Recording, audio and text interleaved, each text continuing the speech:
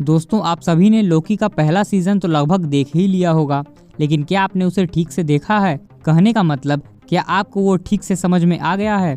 अगर हाँ तो अच्छी बात है, और अगर नहीं तो और भी अच्छी बात है, क्योंकि आज के इस वीडियो में हम उसी को एक्सप्लेन करने वाले हैं। वीडियो ज़्यादा लंबी ना हो जाए, इसलिए हमने इसे एपिसोड वाइज 6 पार्ट में डिवाइड कर दिया है, ताकि आपको हर एक पॉइंट, हर एक डिटेल के बारे में आसानी से समझाया जा सके। तो बिना समय गवाए चलिए खेला शुरू करते हैं।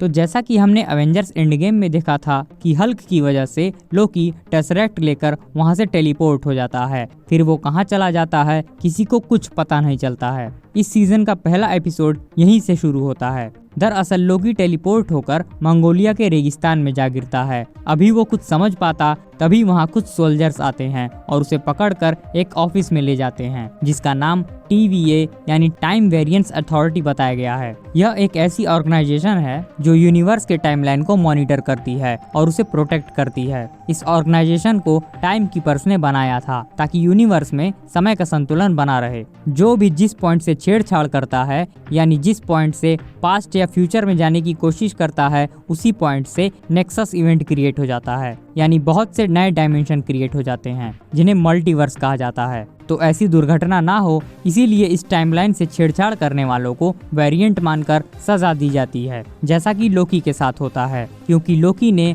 2012 की एवेंजर्स वाली टाइमलाइन से भागकर पूरी टाइमलाइन को डिस्टर्ब कर दिया था। यहाँ पर हमें लोकी का पूरा नाम भी बताया जाता है, जो है लोकी लाफेसन।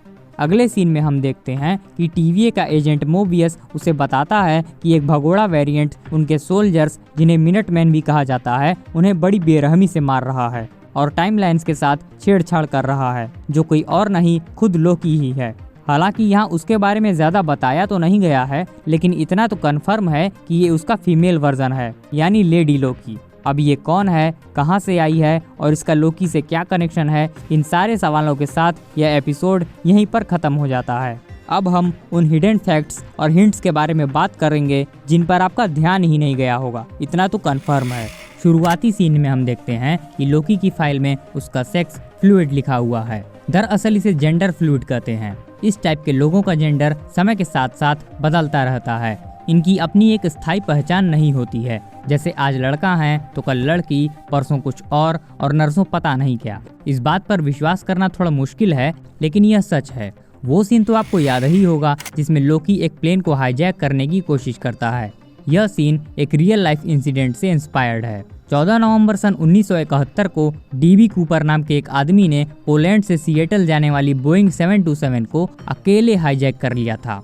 पैसेंजर्स की जान के बदले उसने $2 लाख की मांग की थी। जैसे ही उसे उसकी मुंह मांगी कीमत मिली, वह तुरंत पैराशूट लेकर प्लेन से कूद गया। और आज करीब 50 साल हो गए हैं, लेकिन कोई घंटा नहीं पता लगा पाया कि आखिर वो था कौन।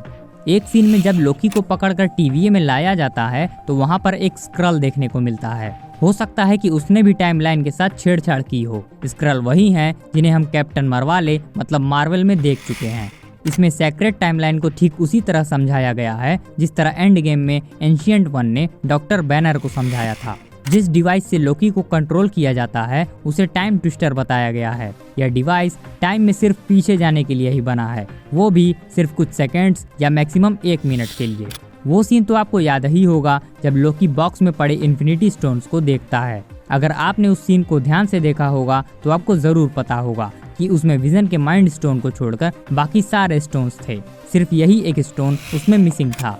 एक सीन में जब लोकी टाइम ट्विस्टर की मदद से खुद को टाइम थिएटर से हॉलवे की ओर टेलीपोर्ट करता है, तो बैकग्राउंड में मिनटमैन सोल्जर एक वेरिएंट को ले जाते हुए दिखता है। तो यहाँ पर कुछ फैन थ्योरीज यह कहती हैं कि वो कैप्टन अमेरिका की माल पेगी कार्टर हो सकती है, जो कुछ हद तक लग भी रही है। एपिसोड के आखिरी सीन में हम देखते हैं कि TVA मिनट्समैन लोकी के दूसरे वेरिएंट को जहां खोज रहे हैं, उस जगह का नाम ओक्लाहोमा है। कॉमिक्स के अकॉर्डिंग ओक्लाहोमा का थॉर से डायरेक्ट कनेक्शन है, क्योंकि ये वही जगह है जहां पर रैग्नारॉक के बाद नया एसगार्ड बसाया गया है। तो इसी के साथ यह पहले एपिसोड का एक्सप्लेनेशन वीडियो यहीं खत्म होता है। इस वीडियो को लेकर अपने थॉट्स और एक्सपीरियंस को हमसे ज़रूर शेयर करिएगा। मिलते हैं एपिसोड 2 के एक्सप्लेनेशन में। जय हिंद, जय श्री राम।